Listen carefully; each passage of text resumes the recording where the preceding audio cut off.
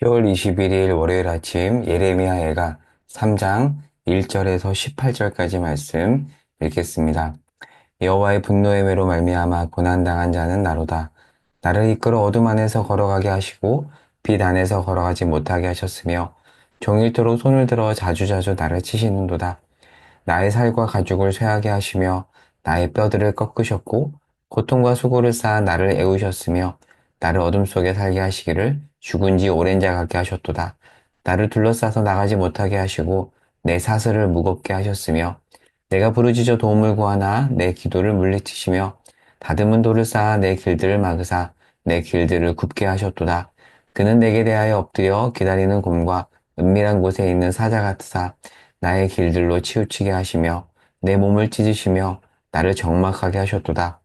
활을 당겨 나를 화살의 관역으로 삼으시며 화살통의 화살들로 내 허리를 맞추셨도다. 나는 내 모든 백성에게 조롱거리 곧 종일토록 그들의 노랫거리가 되었도다. 나를 쓴 것들로 배불리시고 쑥으로 취하게 하셨으며 조약돌로 내 이들을 꺾으시고 재로 나를 덮으셨도다. 주께서 내 심령이 평강에서 멀리 떠나게 하시니 내가 복을 내어 버렸으며 스스로 이르기를 나의 힘과 여호와께 대한 내 소망이 끊어졌다 하였도다. 아멘. 오늘 본문은 예레미야 애가 3장입니다. 3장은 예레미야 애가 1에서 5장까지 있는 중에서 제일 긴 장입니다.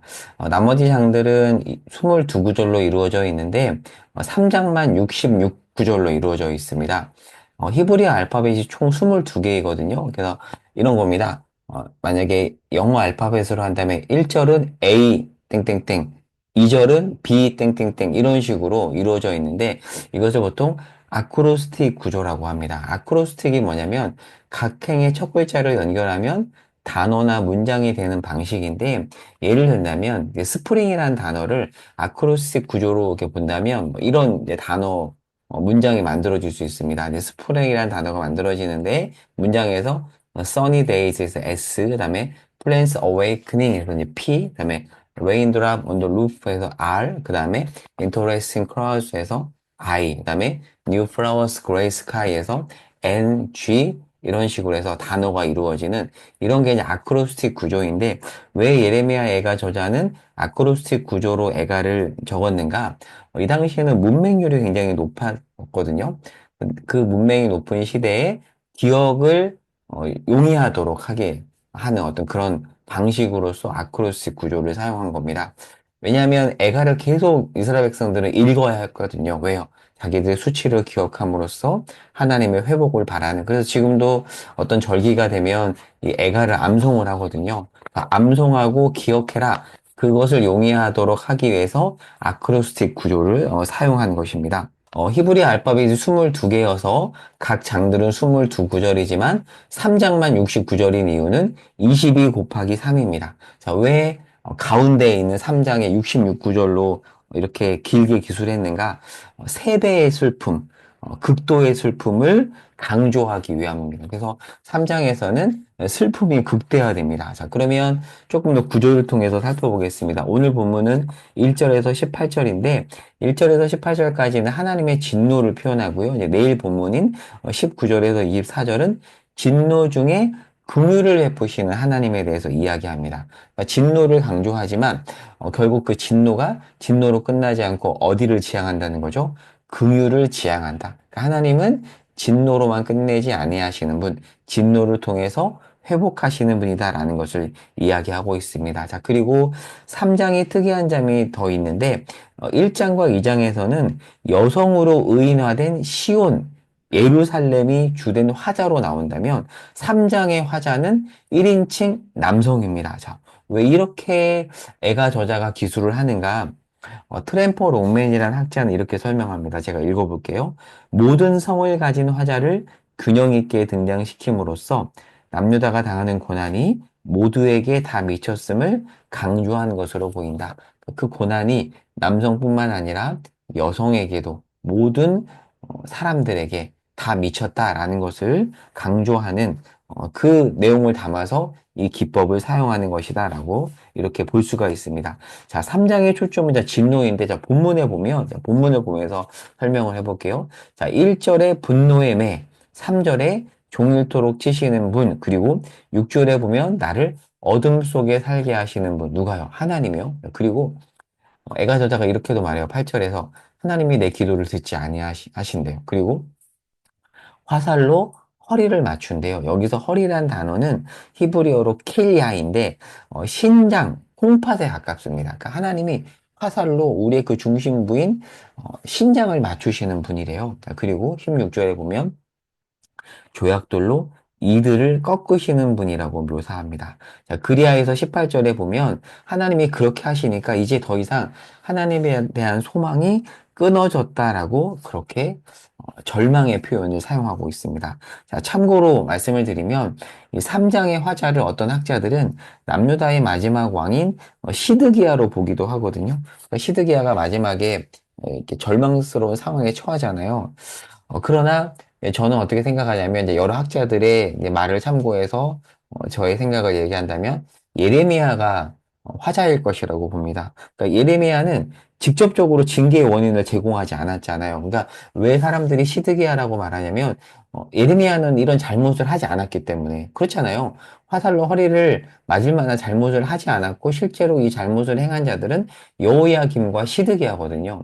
여호야김은 회개하지 않았기 때문에 화자가 아니고 시드기야는 그래도 하나님 앞에 뭔가 온전한 왕은 아니지만 그래도 때로는 잘못을 뉘우치고 고민했던 왕이거든요. 그래서 시드기야가 화자라고 설명하는 자도 있지만 그러나 예레미야가 맞다라고 봅니다. 그러니까 예레미야는 왜 잘못을 하지 않았지만 하나님을 향해서 이렇게 표현하냐면 중보자 입장에서 남유다의 죄를 지금 끌어안고 있는 선지자잖아요.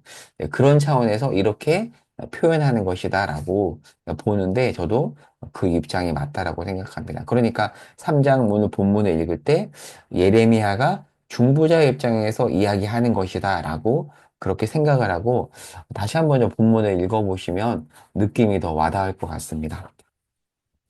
좀 더 가보도록 할게요. 3장의 강조점은, 특별히 3장 초반의 강조점은 예루살렘을 향해 강하게 진노하시는 하나님, 거기에 강조점이 있는데, 자, 특별히 오늘은 1절을 중점적으로 보겠습니다. 1절에 보면 어떤 표현이 있냐면, 분노의 매라는 표현이 있습니다. 자, 매라는 단어가 히브리어로 쉐베트인데, 혹시 기억나시나요? 제가 아침 묵상 설교 9월 19일, 설교 때 한번 설명했었는데 다시 한번 정리해 보겠습니다. 이 단어가 우리가 잘 아는 여호와는 나의 목자시니 라는 구절이 있는 시편 23편에 등장합니다. 시편 23편 4절에 보면 주의 지팡이와 막대기로 선한 목자께서 나를 안위하신다라는 표현이 있는데요.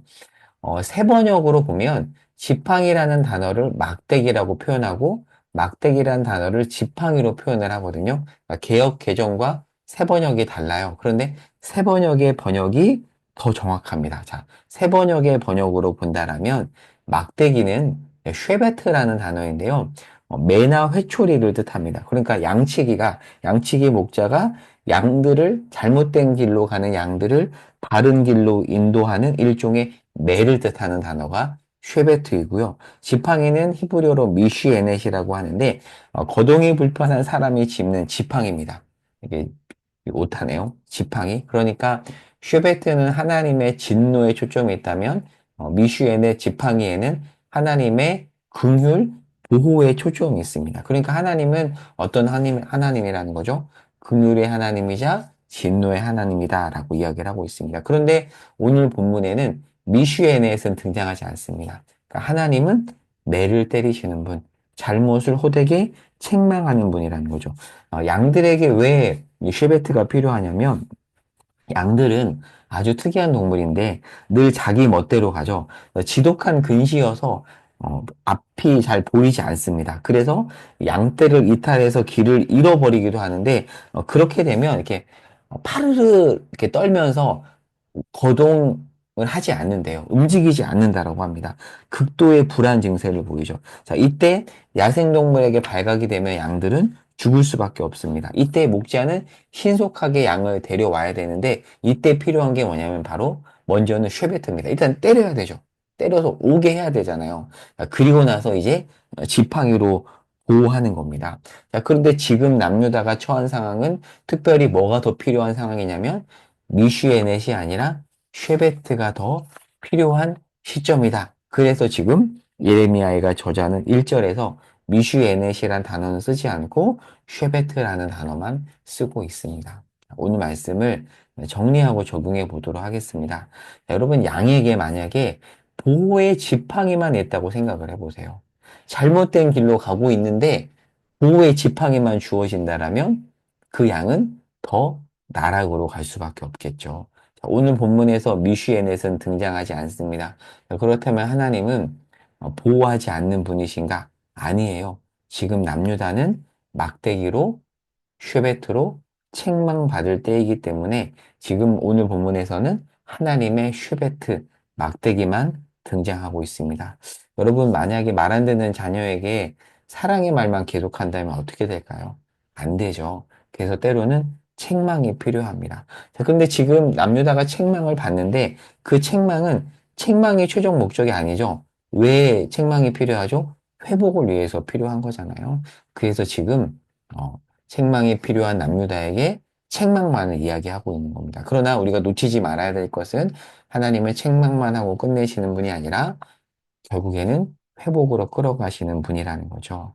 오늘 한 가지 이제 초점을 두고 싶은 게 더 있는데요. 자, 지금 오늘 본문에 보면 우리에게 매가 필요하다라고 고백하는 자가 누구죠? 그러니까 부모 자녀 관계로 본다면 부모가 자녀에게 너 지금 매 맞아야 된다라고 지금 말하는 게 아니라 오늘 본문에 보면 자녀가 지금 부모에게 먼저 얘기하는 겁니다. 저 매 맞아야 합니다. 지금 그렇게 예레미야 애가 저자가 남유다를 대표해서 이야기하고 있습니다. 그러니까 부모가 매를 강요하지 않고요. 자식이 매 맞아야 된다라고 하니까 뭐가 보이죠? 소망이 보이죠. 알고 있는 거잖아요. 저 매 맞아야 됩니다. 알고 있으니까 매 맞는 그 자녀, 그리고 매가 필요하다라고 고백하는 자녀에게는 궁극적으로 무엇이 주어질까요? 회복이 주어지겠죠. 그러니까 이 고백을 통해서 우리는 회복의 빛을 볼 수가 있습니다. 따라서 우리는 오늘 본문을 읽으면서 암울한 분위기지만 회복의 빛과 소망의 빛을 볼 수가 있습니다. 오늘 우리 안에도 이런 고백이 있었으면 좋겠어요. 누군가 강요해서 하는 고백이 아니라 자발적으로 하나님, 우리에게 매가 필요합니다. 우리 공동체에 매가 필요합니다. 자, 그렇게 고백하는 개인과 공동체 안에는 하나님이 주시는 참된 회복과 소망이 있습니다. 제가 주일 설교 때도 한번 2주 전에 언급을 했었는데, 강요된 도덕은 진정한 도덕성을 만들어낼 수가 없습니다. 강요된 도덕은 진정한 도덕성을 만들어낼 수 없어요. 그런데 지금 남유다 백성은 강요된 고백을 하지 않고 스스로 고백하잖아요. 그러니 무엇이 나올 수 있겠죠? 진정한 도덕성, 진정한 회복이 나올 수 있는 것입니다. 오늘 말씀을 정리하면서 기도하도록 할 텐데요. 오늘 기도 시간에는 오늘 말씀을 깊이 묵상하며 기도하는 시간을 가졌으면 좋겠습니다. 제가 기도하겠습니다. 사랑하는 하나님 아버지, 우리에게는 내가 필요합니다. 우리가 죄인이고 잘못된 길로 가고 있기 때문입니다. 하나님, 이 고백을 진실되게 하는 자에게 주께서 회복을 주실 줄로 믿습니다. 우리에게, 우리 공동체에게, 내가 필요하다고 고백하는 우리와 우리 공동체의 참된 회복을 허락하여 주시옵소서. 예수님의 이름으로 기도합니다. 아멘.